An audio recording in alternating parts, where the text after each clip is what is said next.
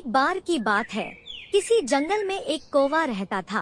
वो बहुत ही खुश था क्योंकि उसकी ज्यादा इच्छाएं नहीं थी। वह अपनी जिंदगी से संतुष्ट था। लेकिन एक बार उसने जंगल में किसी हंस को देख लिया और उसे देखते ही सोचने लगा कि ये प्राणी कितना सुंदर है। ऐसा प्राणी तो मैंने पहले कभी नहीं देखा, इतना साफ और सफेद। यह तो इस जंगल में औरों से बहुत सफेद और सुंदर है, इसलिए यह तो बहुत खुश रहता होगा। कौवा हंस के पास गया और पूछा, भाई तुम इतने सुंदर हो, इसलिए तुम बहुत खुश होगे? इस पर हंस ने जवाब दिया, हाँ मैं पहले बहुत खुश रहता था, जब तक मैंने तोते को नहीं देखा था। उसे देखने के बाद से लगता है कि तोता धरती का सबसे सुंदर प्राणी है। हम दोनों के शरीर का तो एक ही रंग है, लेकिन तोते के शरीर पर दो दो रंग है। उसके गले में लाल रंग का घेरा और वो सुर्ख हरे रंग का था। सच में वो बेहद खूबसूरत था। अब कौवे ने सोचा कि हंस तो तोते को सबसे सुंदर बता रहा है, तो फिर उसे देखना होगा। कौवा तोते के पास गया और पूछा, भाई तुम दो दो रंग पाकर बड़े खुश होगे? इस पर तोते ने कहा, हाँ मैं तब तक खुश था जब तक मैंने मोर को नहीं देखा था।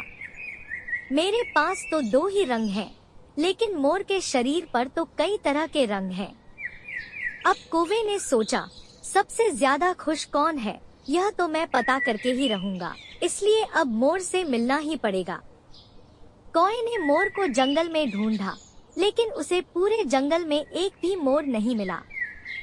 और मोर को ढूंढते ढूंढते वह चिड़ियाघर में पहुंच गया, तो देखा मोर को देखने बहुत से लोग आए हुए हैं और उसके आसपास अच्छी खासी भीड़ है।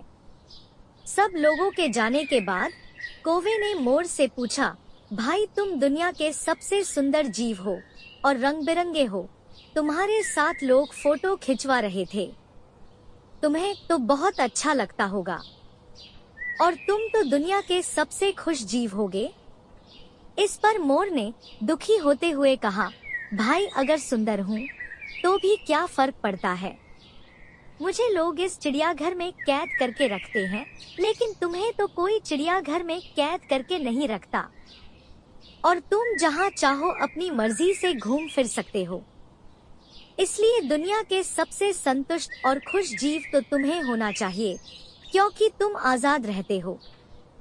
कौवा हैरान रह गया, क्योंकि उसके जीवन की अहमियत कोई दूसरा बता गया।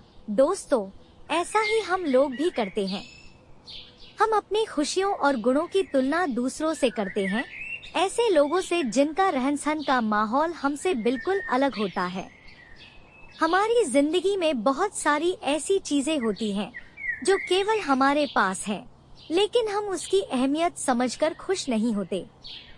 लेकिन दूसरों की छोटी खुशी भी हमें बड़ी लगती है, जबकि हम अपनी बड़ी खुशियों को इग्नोर कर देते हैं।